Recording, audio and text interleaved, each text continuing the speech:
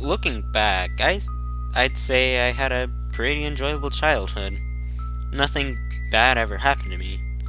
I barely got sick, I never broke any bones, or got into any fights with my cousins when I visited. I was basically a picture-perfect child, not to brag. Except, one time when I was visiting my older cousins, I experienced the strangest event, and even today, I still can't tell myself that it was just my imagination.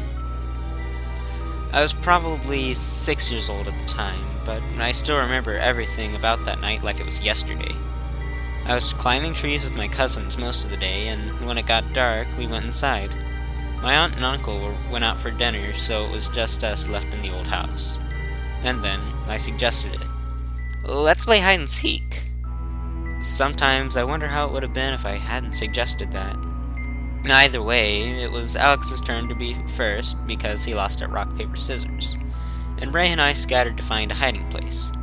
First, I tried squeezing behind the sofa, my favorite hiding spot, but it was closer to the wall than normal. As lanky as I was, I couldn't fit at that time. Alex was halfway done counting, so at the last resort, I ran into their bedroom, looked around trying to find any place to hide, obvious or not. Thankfully, the room was quite messy, so I figured that if I hid under the desk, I would blend in enough. Anything was better than being caught without a hiding spot. As I was about to dive under the desk, I noticed my other cousin, Ray, had already beat me there.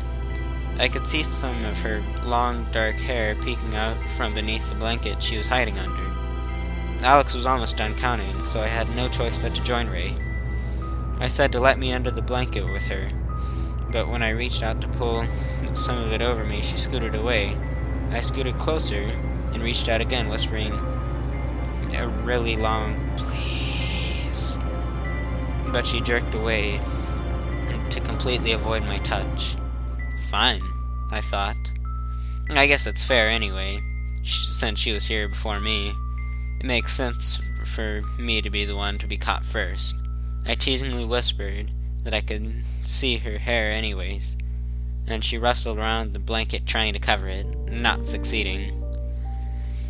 When I looked around from my hiding spot, I could see that it was definitely a good place, with some boxes blocking the view of the door around the corner. So, if someone just gave a quick glance over the room, they wouldn't have seen us. I leaned over and whispered how this was a really good hiding spot. Ray rustled around in her blanket in response. Then, suddenly, I heard Alex walk into the room. He looked around, checking under the bunk beds, and right across the desk. I held my breath.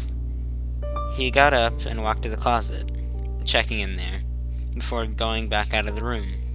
I let out a quiet sigh of relief, and whispered to Ray how close that was. Ray rustled under the blanket again.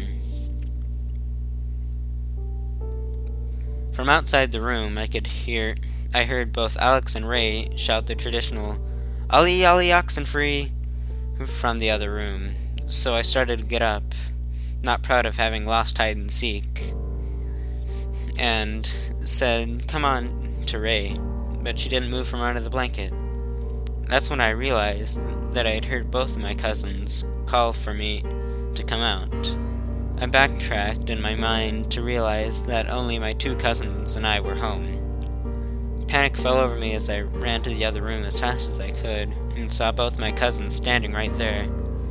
I tried to explain to them, as fast as I could, that someone else was in the room with me, and they, of course, being older, were reluctant to believe me. I tried pulling them to the hiding spot so I could prove it to them, and it took some actual pulling, but I finally got them there. My heart sunk when we looked under the desk. The blanket was completely flat. My cousins laughed at me as I frantically searched the whole room, top to bottom, and scoured the boxes next to the desk for any trace of the figure, or anything I could have mistaken it for, with no luck. It was gone, and still, many years later, I have no explanation of what it could have been, and frankly, I'm glad I never got to see what was underneath that blanket.